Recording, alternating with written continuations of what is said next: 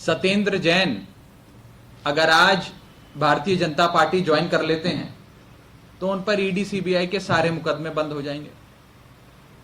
तृणमूल कांग्रेस के अभिषेक बैनर्जी अगर अपनी पार्टी छोड़कर भारतीय जनता पार्टी ज्वाइन कर लेते हैं तो उन पर सारे मुकदमे जो चल रहे हैं ईडी सीबीआई के वो सारे बंद हो जाएंगे। संजय राउत अगर शिवसेना छोड़कर भारतीय जनता पार्टी ज्वाइन कर लेते हैं तो उन पर सीबीआई और ईडी के तमाम मुकदमे बंद हो जाएंगे। फारूक अब्दुल्ला साहब एनसी के अगर आज नेशनल कॉन्फ्रेंस छोड़कर भारतीय जनता पार्टी ज्वाइन कर लेते हैं तो उन पर ईडी सीबीआई के जितने मुकदमे चल रहे हैं सब बंद हो जाएंगे।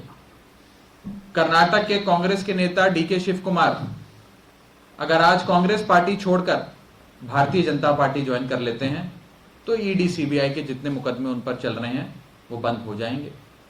के कविता टीआरएस पार्टी की नेता अगर आज टीआरएस छोड़कर भारतीय जनता पार्टी ज्वाइन कर लेती हैं तो उन पर ईडी सीबीआई के जितने मुकदमे चल रहे हैं वो बंद हो जाएंगे।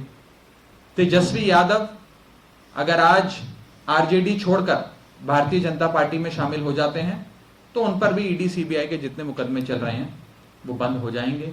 और ये एक लंबी फहरिस्त है, एक बहुत लंबी लिस्ट है विपक्ष के उन नेताओं पे जिन पर ईडी सीबीआई के मुकदमे एक राजनीतिक साजिश के तहत दर्ज किए गए। अगर ये सारे नेता आज अपनी पार्टी छोड़कर भारतीय जनता पार्टी में शामिल होने के लिए, बीजेपी की सदस्यता ग्रहण करने के लिए मान जाएं तो इन पर जितने मुकदमे चल रहे हैं ईडी सीबीआई के वो सारे बंद हो जाएंगे। ये देश की सच्चाई है। मैं आपको ये बताना चाहूंगा कि कितने ऐसे नेता हैं, इसकी भी बड़ी लंबी लिस्ट है, जो जब अपनी अपनी पॉलिटिकल पार्टीज में थे, गैर भाजपा राजनीतिक दल का हिस्सा थे, तो उन पर भ्रष्टाचार के आरोप लगे, गंभीर आरोप लगे, सीबीईडीआई ने मुकदमे दर्ज कर दिए और जैसे ही उन्होंने अपनी पार्टी छोड़कर ईडी ज्वाइन कर ली, बीजेपी ज्वाइन कर ली, ईडी और सीबीआई के तमाम मुकदमे उन पर जो चल रहे थे वो बंद हो गए। मैं आपको एग्जांपल्स देता हूं। हेमंत बिस्व शर्मा जिन्हें नॉर्थ ईस्ट का अमित शाह कहा जाता है, बड़े राजनीतिक रणनीतिकार माने जाते हैं, इन पर गंभीर आरोप लगे थे भ्रष्टाचार के। एजेंसियों ने जांच शुरू कर दी, इन्होंने कांग्रेस पार्टी छोड़कर बीजेपी ज्वाइन कर ली, सारी जांचें बंद हो गई।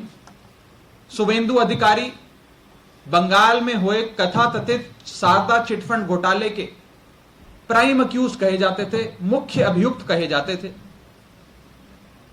उन्होंने ममता बनर्जी की पार्टी छोड़ दी, तृणमूल कांग्रेस का दामन छोड़कर बीजेपी का दामन थाम लिया, सारी जांचें उनके खिलाफ बंद हो गई।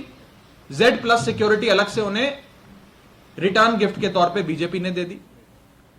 नारायण राणे महाराष्ट्र के दिग्गज नेता हुआ करते थे, बड़े बड़े पदों पे रहे, बड़े मंत्री के तौर पे भी रहे, उन पर भ्रष्टाचार के कई मुकदमे दर्ज हुए। सीबीआई, ईडी, तमाम एजेंसियों ने जांच शुरू कर दी। उन्होंने अपनी पार्टी छोड़कर भारतीय जनता पार्टी ज्वाइन कर ली, उन पर तमाम मुकदमे जो चल रहे थे वो सारे बंद हो गए।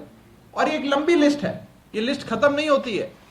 मुकुल रॉय बंगाल के नेता थे, ममता बनर्जी की पार्टी में थे, उन्होंने तृणमूल कांग्रेस छोड़कर भारतीय जनता पार्टी ज्वाइन कर ली, उन पर तमाम मुकदमे जो चल रहे थे वो बंद हो गए। इसी तरह अगर आज मनीष सिसोदिया जी, सत्येंद्र जैन जी, तेजस्वी यादव, संजय राउत, फारूक अब्दुल्ला, के कविता, ये तमाम नेता अगर अपनी अपनी पार्टियां छोड़कर भारतीय जनता पार्टी में शामिल हो जाते हैं तो इन पर जितने मुकदमे चल रहे हैं, इनकम टैक्स के हों, पुलिस के हों, सीबीआई के हों, ईडी के हों, वो तमाम मुकदमे बंद हो जाएंगे।